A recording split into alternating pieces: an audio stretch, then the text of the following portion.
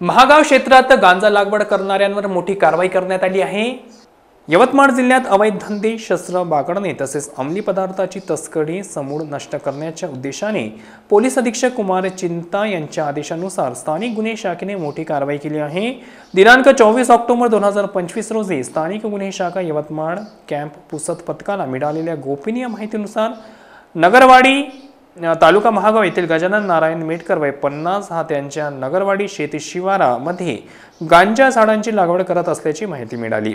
या माहितीच्या आधारावर पथकाने तात्काळ कारवाई करत नगरवाडी येथील शेतात छापा टाकला असता पंचासमक्ष पाहणी केली असता शेतामध्ये एकूण 31 लहान मोठी गांजांची झाडे आढळून आली। या झाडांचे एकूण वजन 47 किलो 500 ग्रॅम असून त्याची किंमत अंदाजे 1,87,000 इतकी आहे।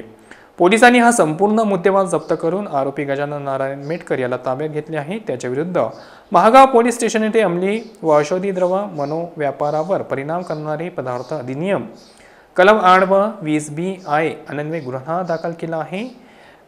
कायदेशीर कारवाई करण्यात आली आहे। उच्चाटनासाठी पोलीस कटिबद्ध स्थानिक गुन्हे शाखा यवतमाळ ही अवैध धंदे, शस्त्र बाळगणे, गुन्हे उघड करणे तसेच अंमली पदार्थाची तस्करी संपवण्यासाठी पूर्णपणे कटिबद्ध आहेत।